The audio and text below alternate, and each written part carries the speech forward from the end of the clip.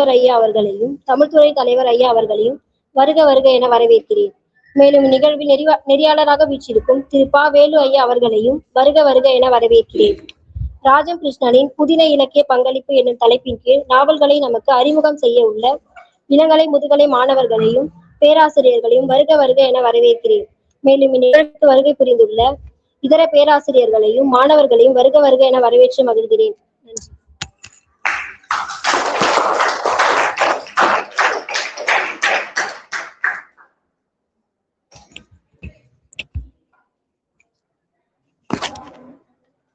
அனைவருக்கும் வணக்கம்.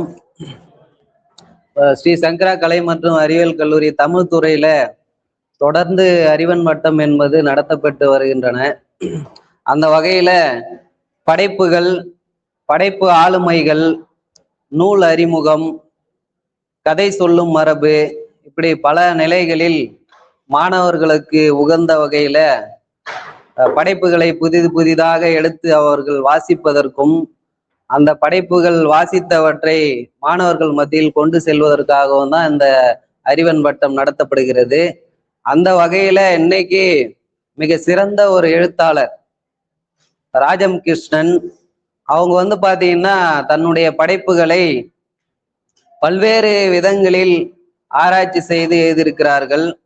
புதினம், சிறுகதை, தன் வரலாறுகள், இப்படி பல நிலைகளில் இலக்கியங்களை வகை தொகை செய்து ஒரு படிக்க முடியாத சூழலில் இருந்து சிறிய வயதிலேயே திருமணம் செய்து கொண்டு கணவர் வீட்டிற்கு சென்று நூல்களை எல்லாம் கணவருடைய உதவியோடு பெற்றுக்கொண்டு அதன் பிறகு படிக்க தொடங்கி பல்வேறு நிலைகளில் அந்த கதைகளை, உணர்வுகளை, சமூகத்தில் நடக்கக்கூடிய அவலங்களை, பெண்ணடிமைத்தனங்களை, சமூக சிக்கல்களை ஒரு போராளி போல நின்று பல புதினங்களை நமக்காக கொடுத்திருக்கிறார்கள், சிறுகதைகளை கொடுத்திருக்கிறார்கள். அந்த வகையில் அந்த எழுத்தாளருடைய பணிகளை போற்றும் விதமாக அந்த படைப்பை ஒரு 5 படைப்புகள் என்று மாணவர்கள் மற்றும் தமிழ்துறை பேராசிரியர்களும் அறிமுகம் செய்ய இருக்கிறார்கள்.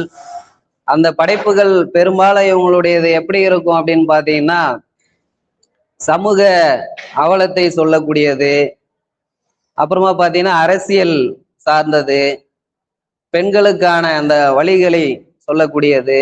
ஒரு எழுத்தாளன் எப்படி தன்னுடைய உணர்வுகளை வெளிக்கொண்டு வர முடியும் அப்படின்னா, தன்னுடைய படைப்புகளின் வாயிலாக, தன்னுடைய எழுத்துக்களின் வாயிலாக, கதை பாத்திரங்களின் வாயிலாக அப்படித்தான் புனைவுகளை கட்ட முடியும். உணர்ச்சி என்பது ஒரு கவிஞனுக்கே, ஒரு படைப்பாளனுக்கே இருக்கக்கூடிய மிக சிறந்த ஆற்றல். அந்த ஆற்றல் எப்போ வரும் அப்படின்னு பார்த்தீங்கன்னா, நம்ம நிறைய நூல்களை வாசிக்கும் போதும் இது போன்ற பல்வேறு நிகழ்வுகளை காதில் கேட்கும் போதும் ஒரு தூண்டுகோலாக அமையும். சரியா? ஒரு உளவியல் அறிஞர் கூட சொல்லுவாரு, தூண்டல் துலங்கல் ரெண்டுமே இருக்கணும் ஒரு மாணவனுக்கு. தூண்டல் தான் இது. ராஜம் கிருஷ்ணனை பத்தி நீங்க போய் ஒரு அறிமுக பகுதியாவது வாசிக்க வேண்டும் என்பதுதான் இது. அப்ப 2 செயல் நடைபெற்றால்தான் அந்த படைப்பிலக்கியம் உயிர் பெறும். சரிங்களா? அப்படி 5 நாவல்கள் நம்மிடையே அழகாக அந்த இடத்துல அறிமுகம் செய்ய இருக்கிறார்கள். இந்த வாய்ப்புக்கு கல்லூரிக்குமே தமிழ்துறை தலைவர், முதல்வர், அப்புறம் பேராசிரியர்கள், மாணவர்கள், கண்டுகளிக்கக்கூடிய அனைவருக்குமே வணக்கம் சொல்லி வரவேற்று மகிழ்கின்றேன். முதல்ல சேற்றில் மனிதர்கள் என்ற நாவலினுடைய அறிமுகத்தை முனைவர் வடிவேலன் ஐயா அவர்கள் உரையாற்ற இருக்கிறார்கள். அடுத்தது கோடுகளும் கோலங்களும், பேராசிரியர் சி நாதன், முதுகலை 2ஆம் ஆண்டு மாணவி ஷர்மிளா, வனதேவியின் மைந்தர்கள் முதுகலை 2ஆம் ஆண்டு மாணவி பிரியங்கா, வலைக்கரம் முதுகலை 2ஆம் ஆண்டு மாணவர் சா பாபு, வேருக்கு நீர் 2ஆம் ஆண்டு இளங்கலை மாணவி பா நர்மதா. இந்த நூல்கள் வெறும் நாவல் என்பது நாம எல்லாத்தையுமே சொல்லிட முடியாது. இந்த 5 நாவல்கள்ல இருக்கக்கூடிய மைய பொருளை, அந்த கதையில் இருக்கக்கூடிய மைய பொருளை, அது என்ன சமூகத்துக்கு பேச வருகிறது என்பதைத்தான் நம்ம கிட்ட அறிமுகம் செய்ய இருக்காங்க. சரிங்களா? அதுல சாகித்ய அகாடமி பரிசு பெற்ற நாவல் அதையும் பேச போறாங்க. சரியா? எல்லாருக்குமே இந்த விருதுகள், பட்டங்கள் என்பது அந்த எழுத்தாளரை ஊக்குவிப்பதற்காக கொடுப்பாங்க இல்லையா, அது போலதான் அந்த இடத்துல நர்மதா பேசக்கூடிய நாவலுக்கு தான் வந்து சாகித்ய அகாடமி விருது நமக்கு அந்த ராஜம் கிருஷ்ணன் அவர்களுக்கு கிடைச்சிருக்கு. அது போல நிறைய சிறப்பு வாய்ந்த இந்த நாவல்களை பற்றி நம்மிடையே அறிமுகம் செய்ய இருக்கக்கூடிய அனைவரையும் வந்து பாராட்டி இந்த உரையை முதல்ல தொடங்குவதற்காக சேற்றில் மனிதர்கள் என்ற தலைப்பிலே முனைவர் வடிவேலன் ஐயா அவர்கள் அறிமுகம் செய்து உரையாற்றுமாறு அழைக்கிறோம்.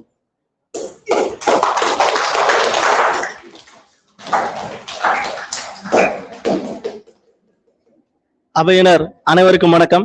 சேற்றில் மனிதர்கள் நாவல். சேற்றில் மனிதர்கள் இந்த நாவல் வந்துட்டு 1982 வந்துட்டு வெளிவந்துச்சு. இந்த கதைக்களம் பாத்தீங்கன்னா தஞ்சாவூர் மாவட்டத்துல உள்ள விவசாயம் நிலம் சார்ந்து உள்ளதுதான் இது.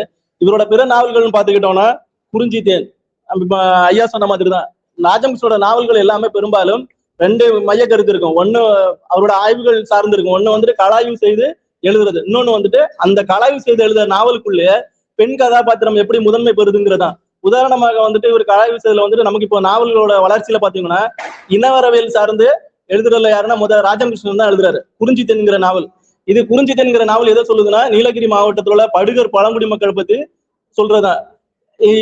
இந்த கலாய்வு செய்து அங்களோட மக்களின் வாழ்வியலை பதிவு செய்யறாங்க. இதே மாதிரி பாத்தீங்கன்னா கருப்பு மணிகள் தூத்துக்குடி மாவட்டத்துல உப்பள தொழிலாளர்களோட பெண்களின் நிலையை பத்தி எழுதுறது.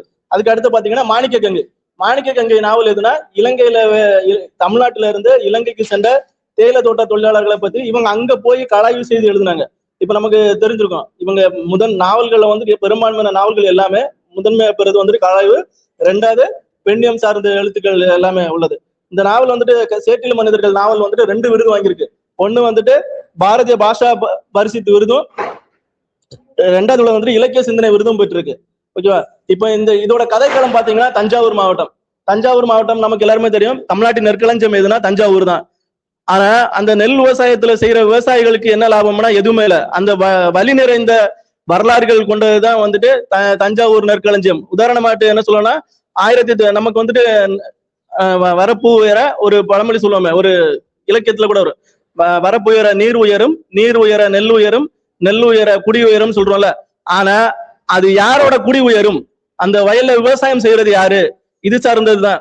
உதாரணத்துக்கு வந்துட்டு இந்த வரலாறுன்னு பாத்தீங்கன்னா தஞ்சாவூர்ல வந்துட்டு கீழ்வெண்மணி படுகொலை எல்லாருக்குமே தெரிஞ்சதான். பெரும்பான்மையான இப்ப உங்களுக்கு தெரியுமான்னு தெரியல, 1968ஆம் ஆண்டு தஞ்சையில வயல் சார்ந்த நிலம் சார்ந்து வேலை செஞ்சவங்க கூலி உயர்வு கேட்டாங்கன்னு சொல்லிட்டு ஒரு 40 பேர், அதுல 18 பெண்கள் 19 குழந்தைகள் உட்பட 44 பேர் ஒரே வீட்டுல வச்சு எரிச்சாங்க.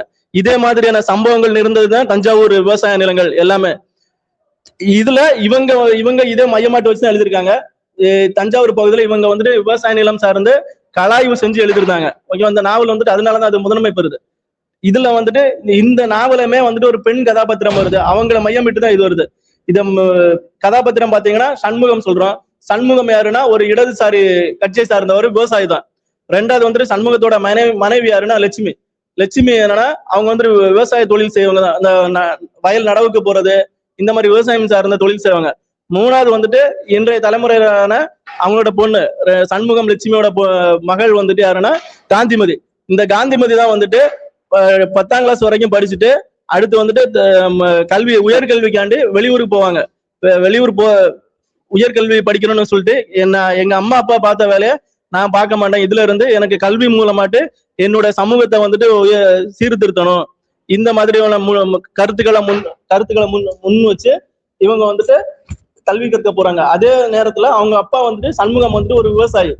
அவரு மேற்கொண்ட போராட்டங்கள், இந்த ஜமீன்தாரி முறை, நமக்கு கதவு நாவல் ராஜநாராயணன் எழுதியிருப்பாரு. அந்த கதவு நாவல் பாத்தீங்கன்னா இதே மாதிரி தான் வரும். ஒரு நில சுமந்தார்கள் கிட்ட வந்துட்டு ரூபா கொடுக்க முடியாம பணம் வாங்கி விவசாயம் வந்துட்டு பொய்த்து போயிடும். அப்ப என்ன பண்ணுவாங்கன்னா விவசாயம் வந்துட்டு இல்லாதனால இவங்களுக்கு வரி கட்ட முடியாது. வரி கட்ட முடியாதனால என்ன பண்ணுவாங்கன்னா கதவை பிடிங்கிட்டு போடுவாங்க. ஒரு வீட்டுக்கு கதவு இல்லைன்னா என்ன ஆகும்?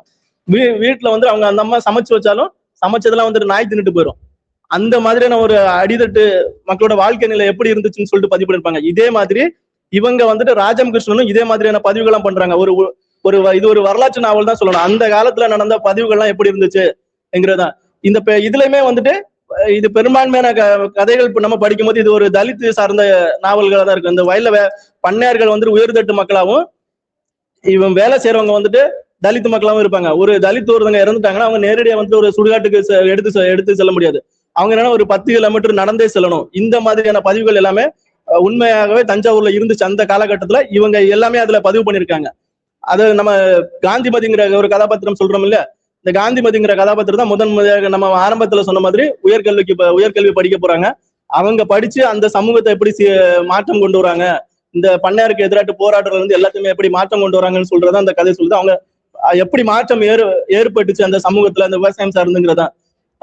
அதுக்கு அடுத்தபடியாட்டு ஒண்ணு பார்த்தோம்னா தஞ்சாவூர்ல வந்துட்டு நெல்லுக்கு ஒண்ணு சொல்லுவாங்க. என்னன்னா நெல் வந்துட்டு விவசாயத்துக்கு வந்துட்டு எப்பவுமே எந்த நிலங்களா இருந்தாலுமே நெல் வளர்றதுக்கு என்ன வேணும், நீர் வேணும். ஆனா தஞ்சை பகுதியில் உள்ள நெல்களுக்கு மட்டுமே நீர் மட்டும் இல்லாம தாய்ப்பால் சேர்த்து வளர்ந்ததுன்னு சொல்லுவாங்க. அதுக்கும் ஒரு கதை சொல்றாங்க. என்ன கதைனா, இவங்க பண்ணை அடிமை முறையில இருக்கும்போது குழந்தை இருந்துச்சுன்னா அந்த குழந்தைய வந்துட்டு ஒரு ஓரத்துல ஒரு வயல்ல வேலை செய்யும் போது ஒரு மரத்துல தொட்டில் கட்டி அதை ஒரு சைடு தூங்க வச்சிருவாங்க. தூங்க வச்சுட்டு இவங்க வந்து வயல் வேலைக்கு போயிடணும். அதுக்கு வந்துட்டு நேரம் குடிச்சிருப்பாங்க. அந்த நேரத்துல மட்டும்தான் இவங்க சாப்பிட போகணும். குழந்தைகளுக்கு என்னோட குழந்தை அழுகுது, நான் வந்துட்டு பால் கொடுக்க போறேன்னா அதுக்கெல்லாம் வந்துட்டு பண்ணையார் வந்து அனுமதிக்கவே இல்லை. இதனால என்ன பண்ணுவாங்கன்னா தாய்மார்கள் என்ன பண்ணுவாங்கன்னா ஒரு குறிப்பிட்ட நேரம் கழிச்சுன்னா தாய்ப்பால் எல்லாமே கட்டியாயிரும். அது என்ன பண்ணுவாங்கன்னா இவங்க அந்த அவங்களுக்கு 2 ஏக்கங்கள் இருக்கும். ஒண்ணு தன்னோட குழந்தைக்கும் கொடுக்க முடியல, வயல்லே அடிமை முறையா இருக்கணும். அவங்க தாய்ப்பால் எல்லாமே வந்துட்டு வாய்க்கால் இருக்குல்ல, வயல் வெளியில இருக்குல்ல, நீர்ல வந்துட்டு பிழிஞ்சு விட்டுருவாங்களாம். இந்த மாதிரி தஞ்சை பகுதியில உள்ள விவசாய நிலங்கள் மட்டுமே நீர் மட்டும் இல்லாம தாய்ப்பாலும் சேர்த்து வளர்த்ததாட்டு சொல்றாங்க. இதுதான் இந்த நாவல் ஃபுல்லுமே சொல்றது. எப்படி ஒரு இதுலயுமே அப்படித்தான் நம்ம முன்னாடி சொன்ன மாதிரிதான் ஒரு பெண் கதாபாத்திரம் எப்படி முதன்மையை கொண்டு வந்து இவருக்கு ஆய்வு செய்து ஒரு பெண் கதாபாத்திரம் எப்படி முதன்மைப்படுத்தி அந்த மக்களை கல்வி மட்டும் இல்லாம சமூகம் சார்ந்த உயர்வு பெறுதுங்கிறத அந்த நாவலை பதிவு பண்ணிருக்காங்க. நன்றி.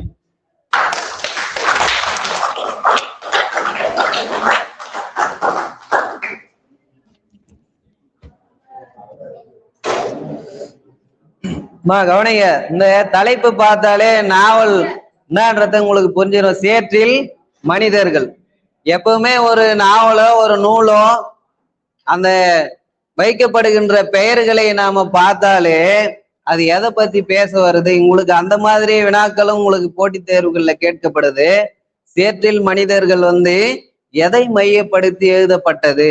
அப்ப தஞ்சை மண் அப்படின்னாலே நமக்கு தெரிந்தது உழவு, விவசாயம். அதில் மக்கள் படுகின்ற அவலங்களை இவங்க என்ன பண்றாங்க, நிறைய கதைகள் வந்து ஐயா சொன்னார் இல்லையா, அப்போ நேரடியாவே போய் சென்று பார்த்து அவங்க படுகின்ற வேதனைகளை இப்பதான் சொன்ன இல்லையா, புனைவுகள் என்பது கதை பாத்திரங்களின் வழியாக படைப்புகளில் தருவது.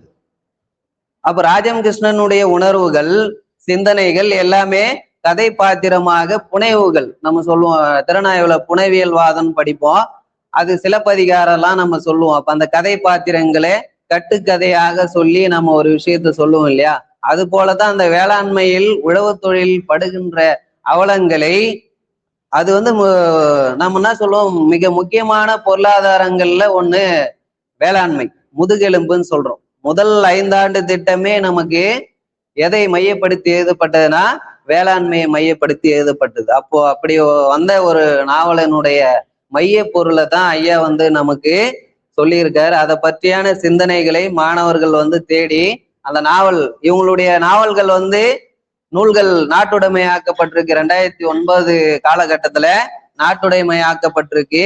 இணைய கல்வி கழகத்துல முழு படி வந்து நமக்கு கிடைக்கிறது. நீங்க பதிவிறக்கம் செய்து நூல்களை வாசிக்கலாம். அவ்வளவு அற்புதமான சமூகத்துக்கு சொல்லக்கூடிய ஒரு சிந்தனைகள் நமக்கு இருக்கு. அதே நீங்க போய் இந்த சார்ந்த செய்திகளை தேடலாம். இதை குறித்து நம்மோடு உரையாற்றிய ஐயா அவர்களுக்கு நன்றி. அடுத்தது 2வது நூல் குறித்த அறிமுகத்தை கோடுகளும் கோலங்களும் என்ற படைப்பின் வாயிலாக பேராசிரியர் சி. நாதன் ஐயா அவர்கள் உரையாற்ற வருகிறார்கள். அவர்களை வருக வருக என அழைக்கிறோம்.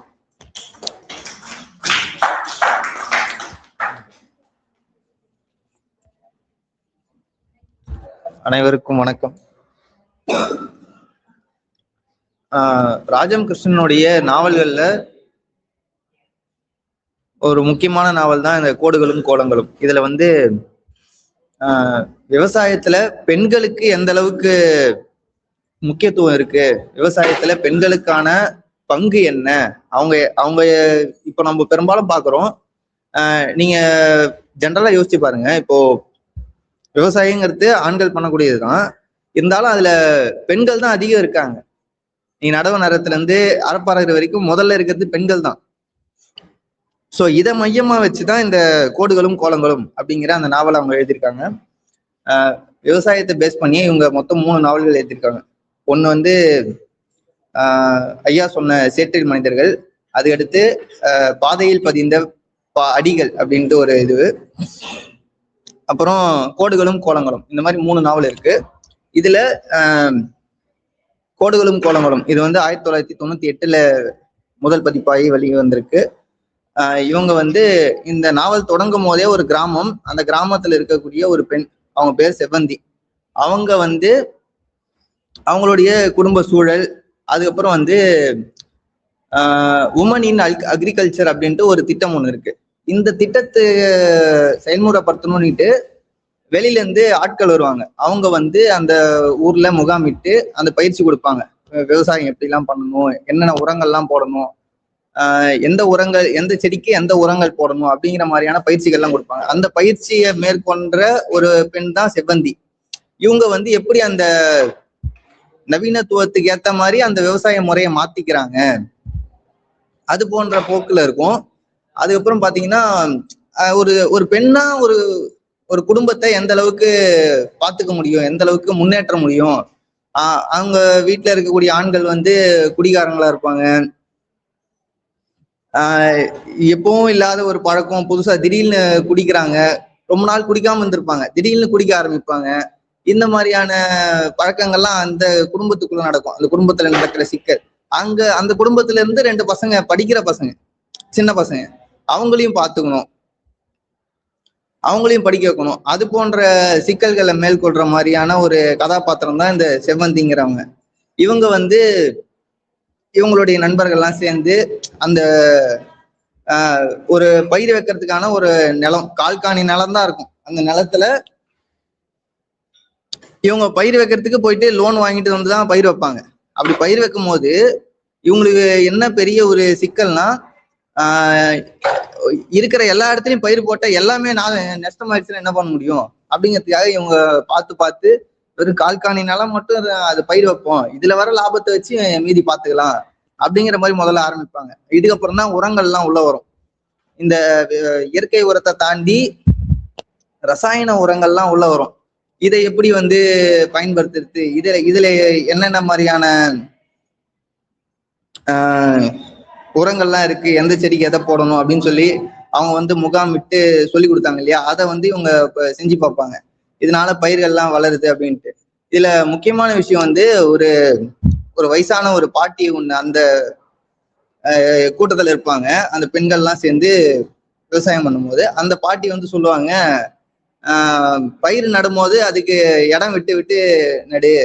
ஏன்னா வந்து மனுஷங்களுக்கு எப்படி காத்து ஓட்டம் தேவையோ, மனுஷங்க நல்லா ஃப்ரீயா வளர்றதுக்கு எப்படி காத்தோட்டம் தேவையோ அதே போல பயிருக்கும் தேவைப்படும், நெருக்க நடக்கூடாது அப்படின்லாம் சொல்லுவாங்க. இது போல செய்திகள்லாம் அதுல நிறைய வந்திருக்கும். அதே போல கிராமம்னாலே இந்த நம்பிக்கை சார்ந்த விஷயங்கள் நிறைய இருக்கும். அதே போல ஒரு சாமியார் ஒருத்தர் இருப்பார் அந்த கிராமத்துல. அவரு மேல நம்பிக்கை வச்சு, அவர் முதல்ல இருந்தது உண்மையான சாமியார். அவர் வந்து அவங்க கிட்ட வர மக்களுக்கெல்லாம் வந்து அறிவுரை சொல்றது, நல்லது செய்யறது, அதே போல பிச்சை எடுத்துதான் சாப்பிடுவார் அவர். அந்த மாதிரியான ஒருத்தர் இருந்திருக்காரு. அவர் வந்து திடீர்னு காணாம போயிட்டாருன்னா இமயமலைக்கு போயிட்டாரு, அங்க போயிட்டு அங்க சமாதி ஆயிட்டாரு அப்படிங்கிற மாதிரிலாம் இவங்க ஊர்ல பேசிப்பாங்க. அதுக்கு அடுத்து வந்து ஒரு போலி சாமியார் ஒருத்தர் வருவாரு. அவரை வச்சு கொஞ்சம் கதை நகரும். இவரை நம்பி நிறைய பேர் போயிட்டு வீட்டுக்கு கூப்பிடுறது, அவருக்கு சாப்பாடு போடுறது, அவருக்கு காசு கொடுக்குறது, அவரு வரும்போதே கார்ல தான் வந்து இறங்குவாரு. இந்த மாதிரியான ஒரு அந்த கிராமத்து மக்களுக்கிட்ட இருக்கக்கூடிய நம்பிக்கை, மூட நம்பிக்கை, இத பிரிச்சு பாக்குற மாதிரியும் ஒரு கதைக்களம் உள்ள இருக்கும். இதை தொடர்ந்து அதான் முன்ன சொன்ன மாதிரி அந்த குடும்பத்தை எப்படி அவங்க பாத்துக்கிறாங்க, இந்த விவசாய விஷயத்துல பெண்களுக்கான இது என்ன அப்படிங்கறத பத்தியான ஒரு நாவல் இது. இதை தொடர்ந்து ஷாலினி ஷர்மிளா வந்து பேசுவாங்க.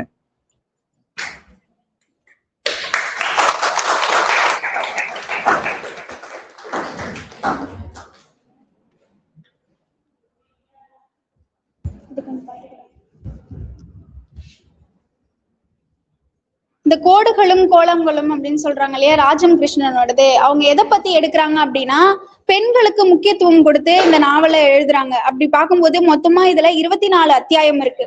இதுல சமூகம் பத்தியும் சமூகத்துல நடக்கக்கூடிய பெண்களுக்கு எதிராக இருக்கக்கூடிய சில பிரச்சனைகள் பத்தி அவங்க பேசுறாங்க.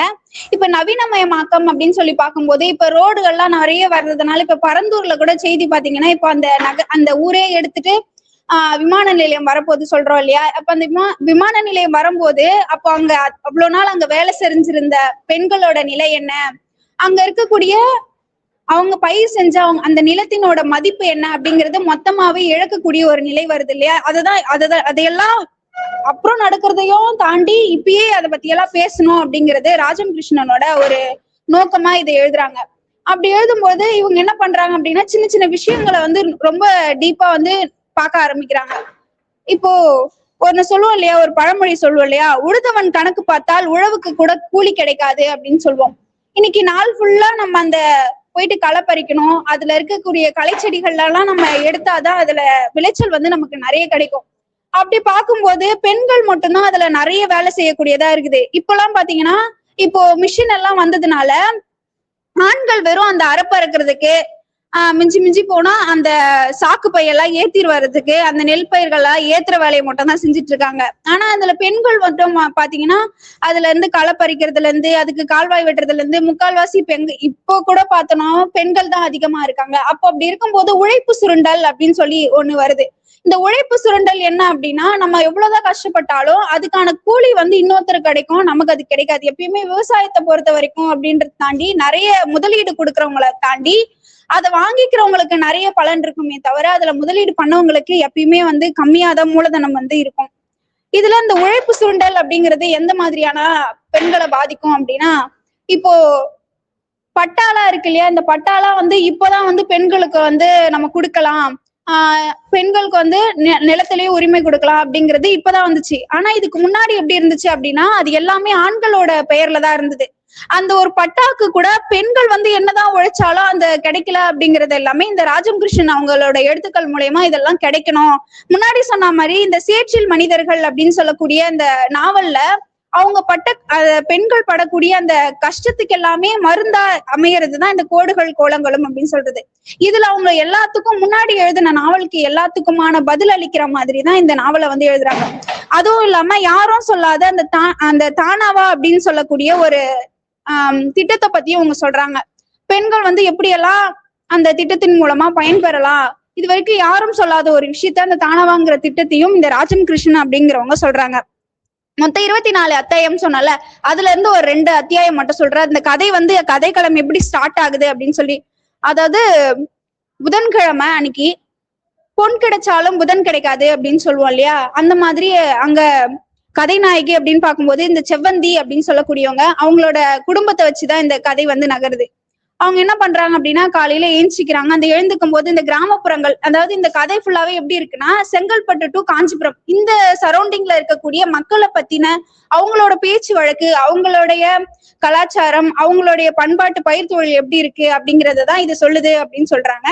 அதுல இவங்க இந்த செவ்வந்தி அப்படின்னு சொல்லக்கூடியவங்க காலையில எழுந்திரிச்சு அந்த அவங்களோட வீட்டோட அமைவு ஒரு புறம் அவங்களோட, அதாவது வீடுன்னு சொல்லி பார்க்கும்போது கட்டிடம் மாதிரி எல்லாம் இல்ல, மண் சுவர், அந்த குடிசை, ஒரு புறம் அவங்க கணவனும் அவங்க மகனும் படுத்துட்டு இருக்காங்க, மறுபுறம் வந்து ஒரு நீண்ட திண்ணை. அந்த திண்ணையில வந்து இப்போ மழை காலம் அப்படின்னாலே நம்ம ஒரு ஸ்டோரேஜ் ரூம்னு ஒண்ணு வச்சிருப்போம் விறகெல்லாம் எடுத்து வைக்கிறதுக்கு. இந்த பழக்கம் வந்து அப்போயுமே திண்ணை அப்படின்னு சொல்லி ஒண்ணு வச்சு அதுல கொஞ்சம் கூரையெல்லாம் போட்டு அதுல வந்து நெல்லுலாம் கொஞ்சம் முன்னாடியே எடுத்து வைக்கணும் இல்லையா, நமக்கு தேவைக்கு யூஸ் போடும் அப்படின்னு சொல்லிட்டு அதுக்குடைய விறகு அதெல்லாம் எடுத்து வச்சிருக்காங்க. அதுக்கப்புறம் பின்னாடி பாத்தீங்கன்னா உழவுக்கு மாடு மட்டும் இல்லாம தனியா பசுக்களும் அவங்க வச்சிருக்காங்க. அப்படி அந்த பசுக்கள் இப்படியாப்பட்ட ஒரு அழகான ஒரு இயற்கை சூழல்ல தான் அவங்க வீடு இருக்கு. சரி, புதன்கிழமை அன்னைக்கு என்ன பண்ணுவாங்க அப்படின்னா நாத்து நடுறதுக்கு வந்து ஒரு நல்ல நாள் அப்படின்னு சொல்லி பார்க்கும்போது புதன்கிழமையை தான் எடுத்துப்பாங்க. அப்படி புதன்கிழமையை எடுத்துக்கும் போது நம்ம நாத்து நடலாம் அப்படின்னு சொல்லிட்டு நம்மளோட அவங்களுக்கு ஒரு பொண்ணு இருப்பாங்க சரோஜா அப்படின்னு சொல்லிட்டு அவங்கள வச்சு நாத்து நடலாம் அப்படின்ட்டு. அந்த பொண்ணு வந்து ஸ்கூல் போற பொண்ணு. என்னாலலாம் முடியாது, நான் நடமாட்டேன் அப்படின்னு சொல்லும் போது அவங்க அண்ணன் பேரு சரவணன். அவனே 10ம் 10ஆமையா மார்க் எடுத்து வச்சிருக்கான். நீ ஒன்னும் ஸ்கூலுக்கு போய் ஒன்னும் பண்ண போறது இல்ல, நாத்து நட்டு பொறுமையாவே போ அப்படின்னு சொல்லுவாங்க. அதுக்கு அந்த பொண்ணு எது தெரிஞ்சு பேசும். இது எல்லாம் கவனிச்சிட்டு இருந்த இந்த செவ்வந்தியோட அம்மா என்ன சொல்லுவாங்கன்னா, ஆமா இவன் நட போற அந்த காக்காணியில 30 மூட்டை நெல்லா விளைய போகுது, இவ எப்படி பண்றா பாரு, படிக்கிற பிள்ளைய கெடுக்கிறா பாரு அப்படின்னு சொல்லுவாங்க. இது எல்லாம் தாண்டி அவங்க எப்படி வந்து நெற்பயிரை நடுவாங்கன்னா, அதிகமான பயிரை வந்து நம்ம கொத்து கொத்தா நட்டுட்டா அதுல இருந்த விளைச்சலும் வராது, அந்த பயிரும் வீணா போயிடும்ட்டு 2 நடுங்க. அதுல சொல்ற விதத்துல கூட எப்படி இத படிக்கும் போது எப்படி இருக்கும்னா, அந்த கதைக்களத்துக்குள்ளேயே நம்மளும் டிராவல் ஆகிற மாதிரி இருக்கும். ஏன்னா அதோட பேச்சு வழக்கு அப்படிங்கிறது சொன்ன மாதிரி செங்கல்பட்டு டு காஞ்சிபுரம்ங்கிறதுனால இந்த வழக்கு வட்டார வழக்குல இருக்கும்போது அதை படிக்கும் போது நமக்கு எப்படி இருக்கும்னா, அந்த வட்டாரத்துக்குள்ளேயே நம்ம அந்த கதைக்குள்ளேயே நம்ம இயங்கிக்கிட்டு இருக்க மாதிரி இருக்கும். இது ஃபுல்லாவே அந்த பயிர் மூலயமா அவங்க எப்படி எல்லாம் நடந்துக்கிறாங்க, அதுல இருந்து அவங்க எப்படி கொண்டு வராங்க, இந்த பட்டாங்கிறது எப்படி பெறுறாங்க அப்படிங்கறது எல்லாமே இந்த கதை வந்து சுட்டி காட்டுறதா இருக்கும். நன்றி, வணக்கம்.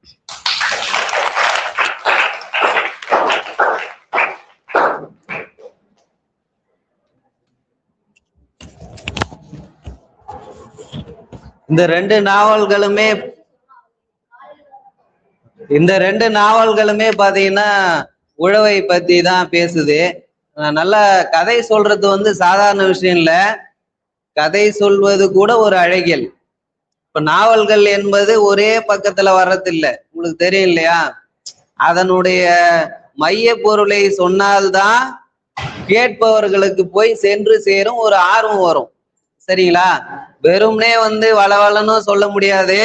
அந்த நாவலனுடைய மைய பொருள் எதை பேசுது, அதனுடைய தொடர்ச்சி பாருங்க. ஒரே எழுத்தாளருடைய சிந்தனைகள் பல்வேறு தலைப்புகள்ல வந்தாலும், வேளாண்மை பத்தி பேசினாலும் அந்த வேளாண்மையில பெண்கள் படுகின்ற பாடு, வாழ்க்கையை அவங்க நகர்த்துகின்ற கடினமான இலக்குகள், வறுமையை சமாளிக்கிற விஷயங்கள், அது எல்லாமே அவங்களுடைய எழுத்து அடிப்படையில் அப்படியே தொடர்தான்.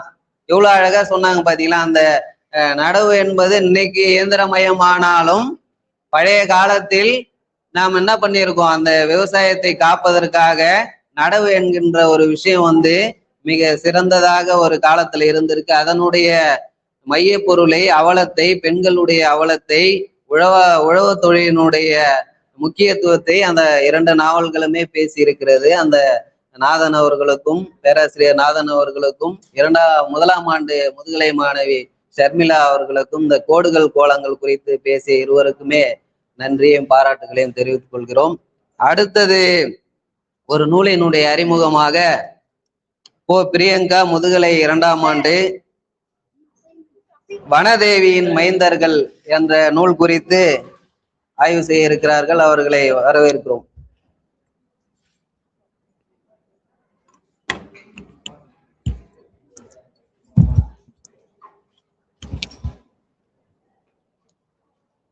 வனதேவியின் மைந்தர்கள் இந்த நாவலை வந்து ராஜம் கிருஷ்ணன் வந்து 2001 ஆகஸ்ட் மாதத்துல எழுதி வெளியிட்டு இருக்காங்க. இந்த நாவலுடைய கதைக்களம், அதாவது மூலம் எதுவா இருக்குன்னா காடை சார்ந்துதான் இந்த நாவல் வந்து இயங்குது. ராமாயணம் எல்லாருக்குமே நல்லா தெரியும். அந்த ராமாயணத்துடைய கதை தலைவியான சீதையை வச்சுதான் இந்த வனதேவியின் மைந்தர்கள் அப்படின்ற கதையை வந்து அவங்க எழுதியிருக்காங்க. அதாவது ராஜ வாழ்க்கை அவங்க எப்படி முதல்ல வாழ்ந்திருப்பாங்கன்னு தெரியும். பின்னாடி வந்து ஒரு சண்டை வந்து அவங்க ராமனை விட்டு பிரியிற நிலை வந்திருக்கும். அப்படி பிரிஞ்சு அவங்க காட்டுக்கு வந்து அந்த வால்மீகியோட ஆசிரமத்துல அவங்க எப்படி வாழ்றாங்க, தன்னுடைய மகன்களை எப்படி வளர்க்குறாங்க அப்படின்னு அதை வச்சுதான் இந்த கதையுடைய மையம், கதை போக்கு வந்து அமையுது. இந்த கதையில வந்து ராஜம் கிருஷ்ணன் வந்து சீதையை வந்து நேரடியா குறிப்பிடாம பூமை அப்படின்ற பெயர்ல வந்து குறிப்பிடுறாங்க. அவங்கள வந்து ஒரு உயர்ந்த குல பெண்ணாக மட்டும் வந்து அவங்க வர்ணிக்காம அந்த காட்டுல இருக்க வேடுவர் குல பெண்களாகவும் அந்த ஆசிரமத்துக்கு ஏத்தாகவும் ஒரு மனிதாபிமானம் மிக்க பெண்ணாகவும் வந்து ராஜம் கிருஷ்ணன் வந்து இதுல வந்து சொல்லியிருக்காங்க. அடுத்ததா அவங்களுடைய மகன்கள் வந்து லவன், குசன், அவங்க 2 பேருமே வந்து அரச புதல்வர்கள். அப்படிப்பட்ட ஒரு இதுல அவங்க அந்த காட்டுல வளரல. அந்த வேட மக்கள் கூட வந்து ஒரு எளிமையா மக்கள் எல்லார்கிட்டயும் வந்து விளையாடி, அங்க இருக்க புதல்வர்கள் எல்லாமே விளையாடி வளர்றாங்க.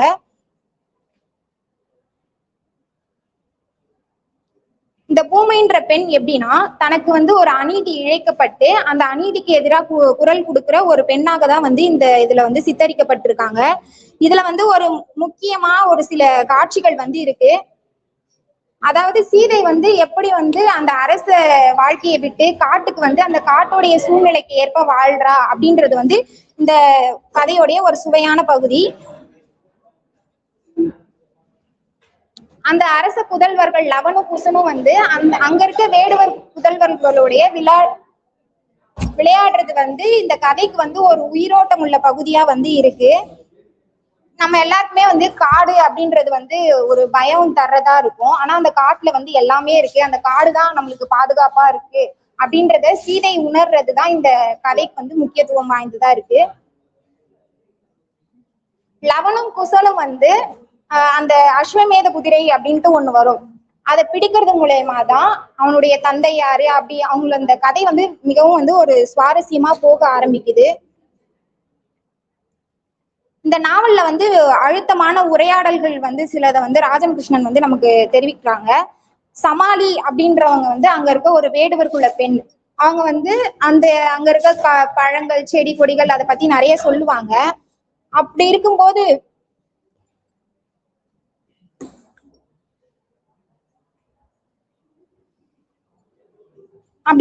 லவனும் குசனும் வந்து காட்டிலேயே வாழ்றாங்கல்ல. அவங்க துரத்தி அடிக்கப்பட்டப்போ அந்த பெண் வந்து சீதை கிட்ட ஒரு கேள்வி கேட்கிற மாதிரி இருக்கு. மகாராணி, இந்த குழந்தைக்கு எதற்கு அரண்மனை? இங்கு அது மரத்தோடும் விலங்குகளோடும் வீரமாகத்தானே வளர்கிறது. உங்களை பிரித்து அனுப்பிவிட்டு இப்போது உரிமை கொண்டாட வருகிறார்களா? திரும்ப வந்து ராமன் வந்து சீதையை கூப்பிட வரும்போது அந்த பெண் வந்து சீதை கிட்ட இந்த கேள்வியை கேட்கிற மாதிரி இருக்கும். அடுத்தது வந்து சீதை வந்து வால்மீகி கிட்ட வந்து ஒரு உரையாடல் சொல்வாங்க. எத்தனையோ முறை அக்னி என்னை சுட்டது, ஆனால் அக்னியை விட கொடியது ஒரு பெண்ணின் ஒழுக்கத்தை சந்தேகிக்கும் மனநிலை அல்லவோ முனிவரே அப்படின்னு கேக்குறாங்க. இந்த வரிகள் வந்து ஆணாதிக்கம் ஒரு பெண் மீது எவ்வளவு அதிகாரம் செலுத்துச்சு அப்படின்றத வந்து நமக்கு காட்டுது. அது மட்டும் இல்லாம லவகுசர்கள் வந்து தங்களுடைய மண்ணின் உரிமை, அந்த காட்டினுடைய உரிமையை பற்றி பேசுற மாதிரி ஒரு சில வரிகள் இருக்கு. காடு வந்து நமக்கு எல்லாமே தருகிறது, அப்படி இருக்க வேறொரு தேசத்தின் குதிரையை ஏன் இங்கு உழவ விட வேண்டும்? அந்த அஸ்வமேத யாகம் குதிரை வரும்போது அவங்க இந்த கேள்வியை கேட்கிற மாதிரி இருக்கு. இந்த நாவலுடைய இறுதியில வந்து ராமன் வந்து சீதையை வந்து கூப்பிட வருவான் திரும்பி. ஆனா அந்த சீதை வந்து ராமன் கூட போக மாட்டாங்க, தன்னுடைய தாயான பூமி தாய் கிட்ட போகணும் அப்படின்னு நினைப்பாங்க. இது வந்து ஒரு பெண்ணா அவங்க எவ்வளவு வந்து பெண் ஆளுமையை காட்டுது அப்படின்றத இந்த நாவல் வந்து நமக்கு விளக்குது.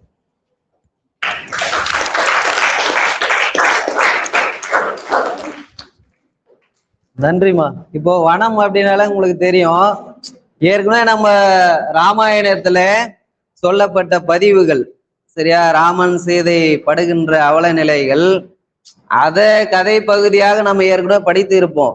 ஆனா இங்க வந்து வனதேவின் மைந்தர்கள் இந்த இடத்துலயும் அவங்க பெண்கள் படுகின்ற அந்த சமூகத்தை, அந்த வனத்தில் ஏற்படுகின்ற பிரச்சனைகள், பேராசை, இந்த போர் நடக்கிறதுக்கு காரணமே பேராசை நம்ம சொல்றோம் இல்லையா? அப்ப பேராசை கொண்ட மனிதர்கள் அந்த வனத்தில் எத்தனை துன்பங்கள் இருந்தாலும் அந்த கதை பகுதியானது எப்படி சொல்றாரு பாருங்க, மலைவாழ் மக்களுடைய அந்த வாழ்க்கை இன்னல்கள் அது கடினமாக இருந்தாலும் நேசிக்கக்கூடியதாக இருக்கு. எது அப்படின்னா அந்த இயற்கை வளங்கள்.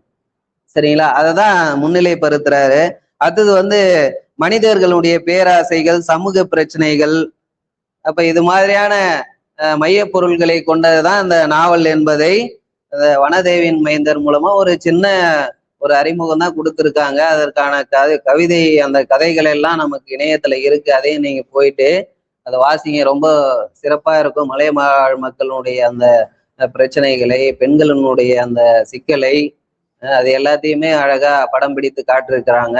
சர்மிளா கூட சொன்னாங்க இல்லையா, அந்த கதை பாத்திரம் வாசிக்கும் போது அந்த கதை கூட பயணிக்கிற மாதிரியே இருக்கு அப்படின்னு சொல்றாங்க. எப்போ பயணிக்கிற மாதிரி இருக்கும் அப்படின்னா, அந்த கதையை நாம கதையோட ஒன்றி போகும்போதுதான் கூடவே போற மாதிரி இருக்கும். அந்த எழுத்துக்கள் நம்மை அழைத்து செல்லும், அதனுடைய கருத்துக்கள் நம்மை அழைத்து செல்லும். எப்போ அப்படின்னா அதனோட ஆழப்படும் போதுதான். சரியா? அதுக்கான ஒரு ஊன்றுகோல் தான் இதனுடைய அறிமுகங்கள். சரிங்களா? அதனால நீங்களும் அந்த நாவல்களை சென்று வாசியுங்கள். அந்த மாணவிக்கு பிரியங்கா அவர்களுக்கு நன்றி. அடுத்ததாக பாபு முதுகலை 2ஆம் ஆண்டு வலைக்கரம் நூல் குறித்து அறிமுகம் செய்ய இருக்கிறார்கள். அவர்களை வரவேற்கிறோம்.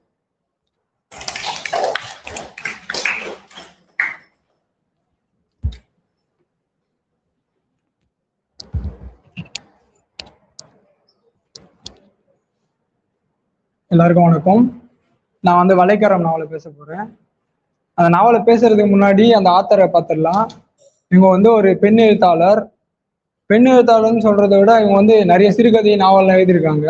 அதுல இவங்களோட நாவல் வந்து தனித்துவமா இருக்கும். மற்ற எல்லாரும் நாவல் எழுதுறாங்கன்னா நம்ம தோன்ற விஷயம் வெளியில பாக்குற விஷயம் தான். ஆனா இவங்க எழுதுறது எல்லாமே எப்படி இருக்குன்னா கலாய்வு தான். நேர்ல போய் பார்த்து அதுல பாதிக்கப்பட்டவங்கள வச்சு நாவல் எழுதுவாங்க. அவங்க கிட்ட கேட்டு அவங்களோட கஷ்டத்தை புரிஞ்சு அவங்களோட வலியை புரிஞ்சு நாவல் எழுதுறதுல இவங்க வந்து ரொம்ப முக்கியமானவங்க.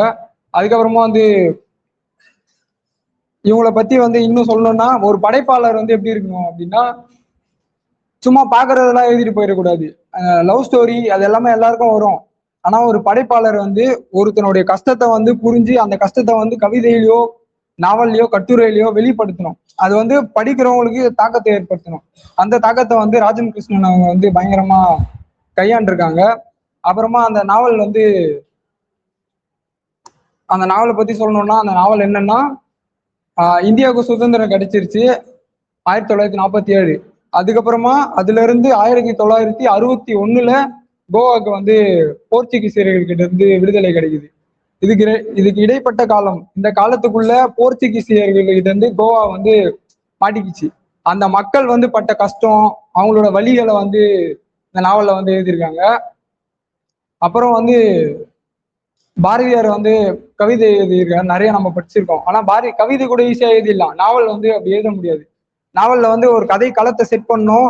கேரக்டரை வந்து கொஞ்சம் கொஞ்சமா அந்த கேரக்டருக்கு நவுத்திட்டு போனோம். எந்த கேரக்டருமே வந்து லீட் ஆயிடக்கூடாது. எந்த மெயின் கேரக்டர் எதோ அது வந்து கரெக்டா இருக்கணும். அதெல்லாம் வந்து நல்லா பயங்கரமா பண்ணியிருக்காங்க. இது வந்து அவங்களோட இன்னொரு நாவல் கரிப்பு மணிகள்னு தூத்துக்குடியில உப்பளத்துல வேலை செய்யற மக்களுடைய இது. இந்த புக்கை வந்து நான் பாதி படிச்சிருக்கேன். இதுல வந்து கதைக்கிழமை வந்து பயங்கரமா இருக்கும்.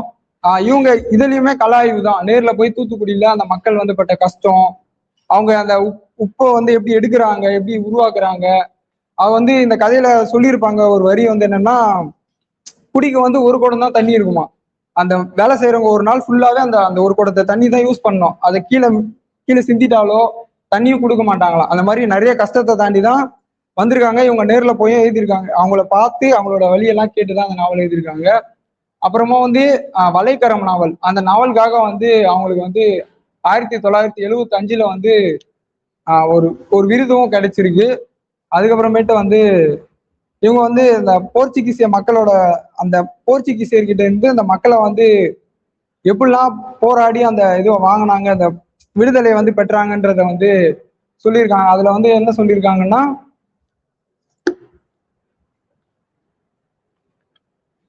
அகிம்சை, அதாவது காந்தியடிகள் சொன்ன மாதிரி இந்தியாவுக்கு வந்து அகிம்சையில சுதந்திரம் வந்து அவர் ட்ரை பண்ணாரு. அந்த மாதிரி அகிம்சை ஒரு பக்கம் இருந்தாலும் அவங்க வைக்கிற பயங்கரமான தாக்குதலுக்கு போராளிகள் இங்க இருந்து போராடுற மக்களும் வந்து ஆயுதங்கள் ஏந்த வேண்டிய கட்டாயம் ஏற்பட்டுச்சு. அதனால ஆயுதத்தை ஏந்தி போர் செஞ்சாங்க.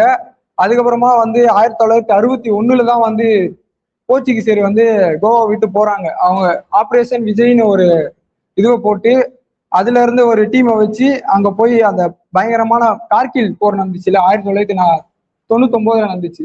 அந்த போர்லயுமே வந்து ஆபரேஷன் விஜய் அப்படின்ற அந்த ஒரு சிஸ்டம் வந்து இருக்கு. அதே சிஸ்டத்தை வந்து கோவால போய் அங்க போட்டு அதுக்கப்புறமா தான் அந்த போர்ச்சுகீசியர்களை அடிச்சு தோர்த்தி இந்தியாவை வந்து கோவாவை கைப்பற்றுது. அந்த மாதிரி ஒரு இதுவே அந்த விஷயத்த தான் வந்து இந்த ராஜம் கிருஷ்ணன் வந்து இந்த வலைக்கரம்ன்ற நாவல்ல வந்து எழுதியிருக்காங்க. நன்றி.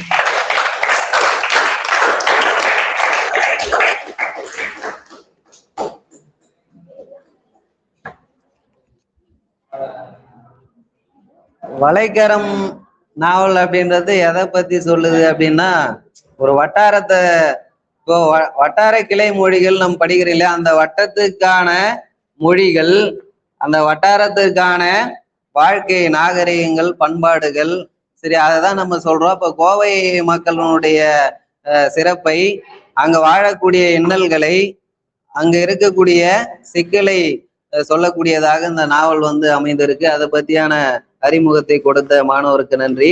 இறுதியாக இளங்கலை 2ஆம் ஆண்டு பா நர்மதா வேருக்கு நீர் என்ற பரிசு பெற்ற நாவல் குறித்து உரையாற்றுமாறு அன்புடன் அழைக்கிறோம்.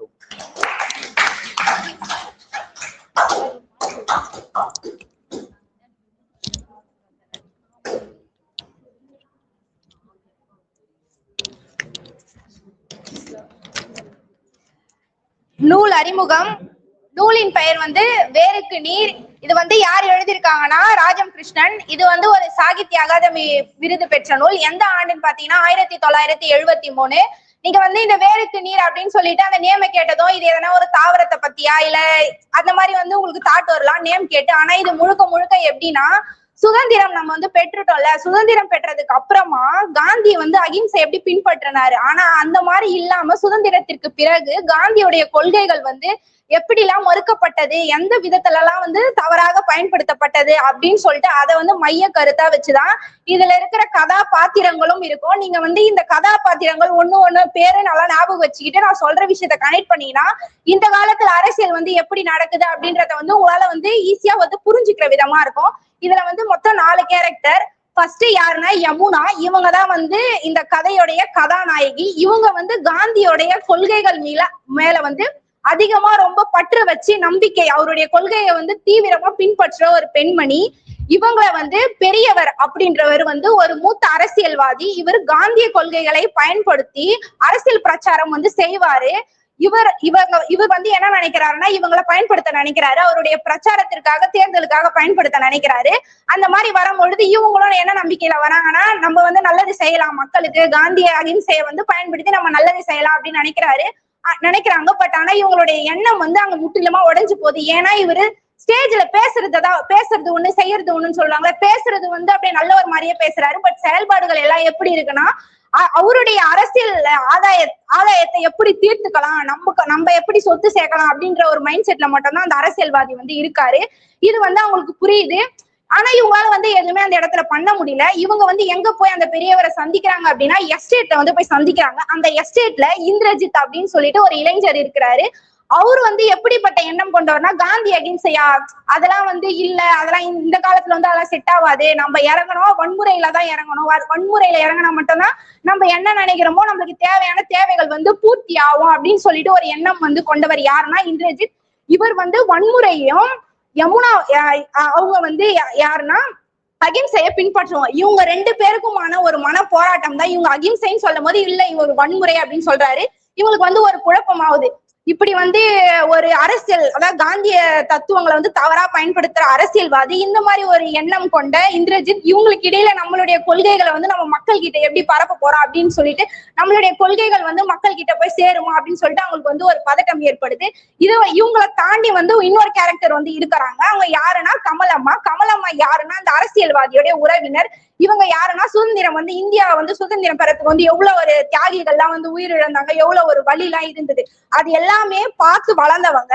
அவங்களுடைய மனசுல அவ்வளவு ஒரு கஷ்டம் இருக்கு. இவ்வளவு கஷ்டப்பட்டு நம்ம சுதந்திரத்தை பெற்றோம், ஆனா இப்ப வந்து அந்த சுதந்திரம் வந்து எப்படி இருக்கு அப்படின்னா அரசியல்வாதிகளாக தவறாக பயன்படுத்தப்பட்டு இருக்கே அப்படின்னு சொல்லிட்டு அவங்களுக்குள்ள வந்து அவ்வளவு ஒரு வலி இருக்கு. ஏன்னா அவங்க வந்து கண்ணால பாத்துருக்காங்க அந்த தியாகிகள் உயிரிழந்ததை எல்லாத்தையுமே வந்து கண்ணால பார்த்து இப்ப அரசியல் இப்படி இருக்கிறத வந்து அவங்களால வந்து அதை ஏத்துக்கவே முடியல. இதை பத்தி யார்கிட்டனா யமுனா அப்படின்றவங்க கிட்ட வந்து ஷேர் பண்றாங்க. இப்போ யமுனா என்ன முடிவு பண்றாங்கன்னா அவங்களால வந்து பெரியவருடைய கொள்கையை ஏத்துக்க முடியல.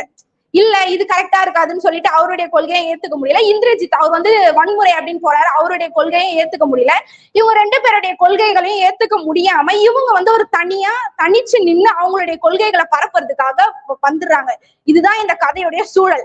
வன்முறை அப்புறம் இந்த மாதிரி எண்ணம் கொண்டவங்ககிட்ட இருந்து தவிர்த்து வந்து தன்னுடைய கொள்கையை பரப்புன ஒரு வலிமையான பெண்மணி யாரு அப்படின்னா யமுனா.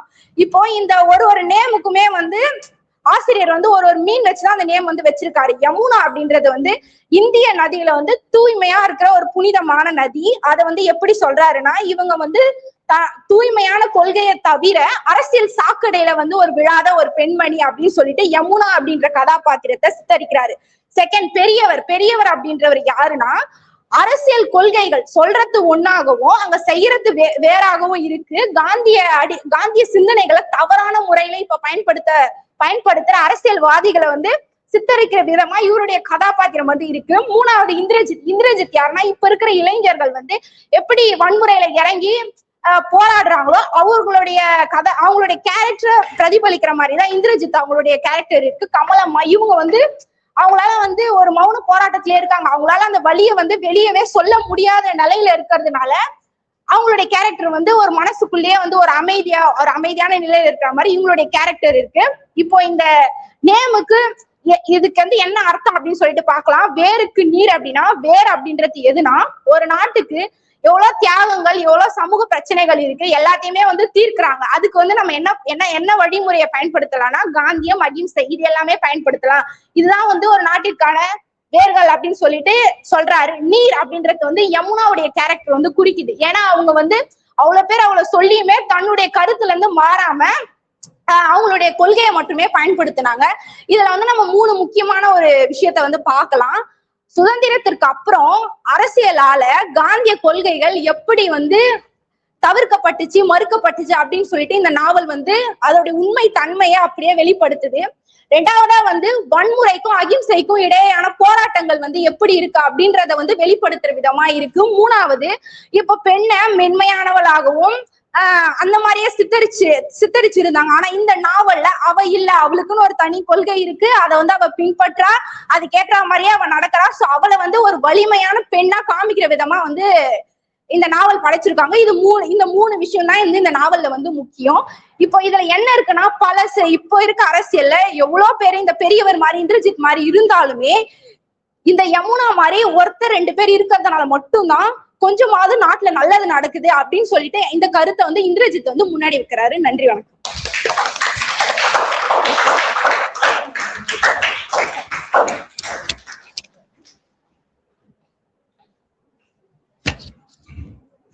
நன்றிமா நர்மதா. இப்ப வந்து 5 நாவல்கள்லுமே வந்து வேருக்கு நீர்ல முடிச்சாங்க. ஃபர்ஸ்ட் வந்து வேளாண்மையில தொடங்கி கடைசியா வந்து அரசியல்ல முடிஞ்சிருக்கு. அரசியல் அப்படிங்கிறது ஒரு கதை பாத்திரத்தின் வாயிலாக தான் எழுத்தாளர் பேசியிருக்காங்க. சரியா?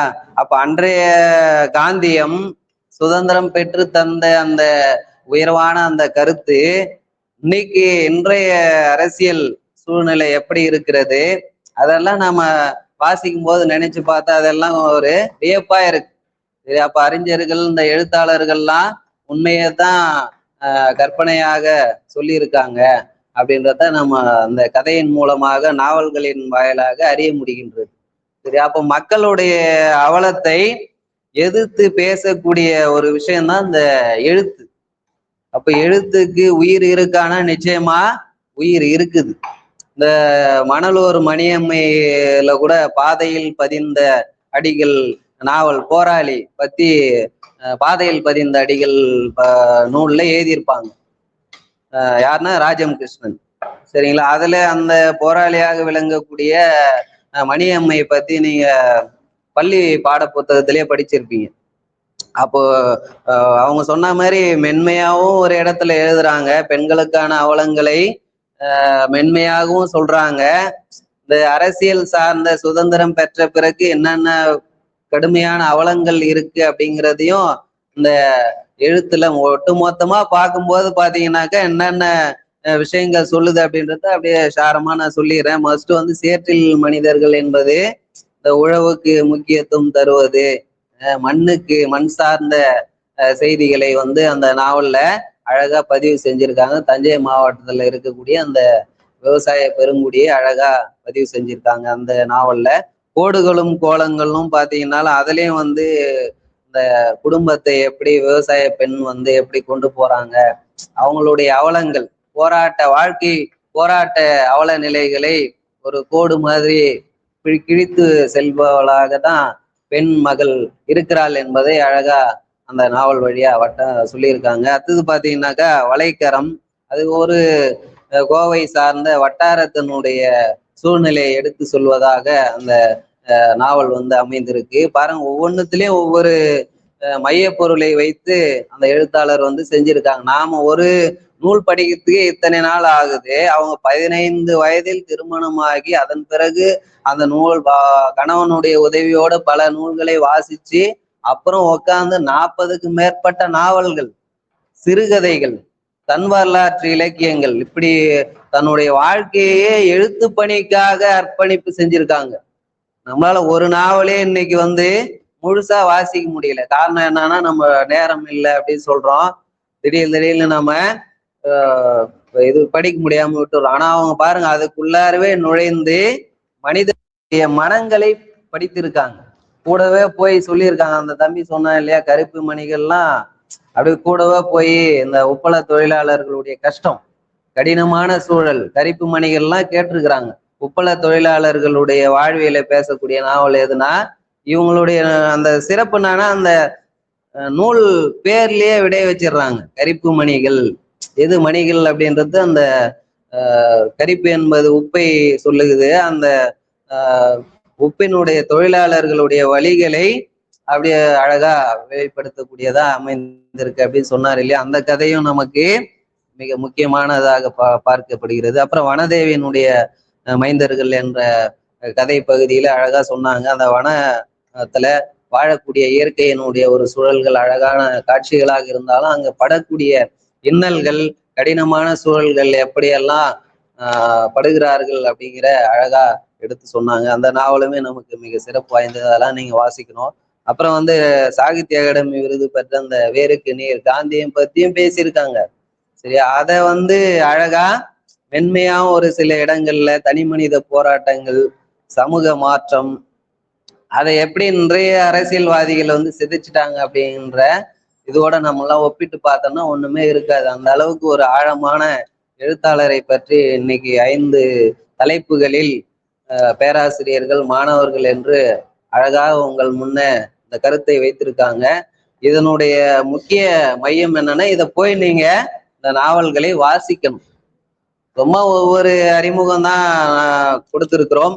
அதை வைத்து நீங்க ஒரு நாவலாவது ஒரு மாணவர் வாசிச்சா கூட அதற்கான வெற்றி என்பது மிக முக்கியமானதாக இருக்கும். இன்றைய போட்டி உலகத்துல கதை பாத்திரங்கள் உள்ளார நாம தெரிந்திருந்தாதான் இந்த இதுவெல்லாம் நம்ம சந்திக்க முடியும், தேர்வுகள் எல்லாம். அதுக்காக தான் உங்களுக்கு இந்த ஒவ்வொரு கவிஞர்கள், நாவலாசிரியர்களை முன்னிலைப்படுத்தி மாணவர்களே அதை தேடி படிக்கக்கூடிய அளவுக்கு இந்த நிகழ்வை ஏற்படுத்தி தந்த அனைவருக்கும் நன்றி. வாய்ப்பு தந்ததுக்கும் நன்றி. முறையாக மாணவர்களுக்கும் வாசித்தவர்களுக்கும் நன்றி உரையாற்ற தனலட்சுமி முதுகலை 2ஆம் ஆண்டு மாணவி அவர்களை அழைக்கிறோம்.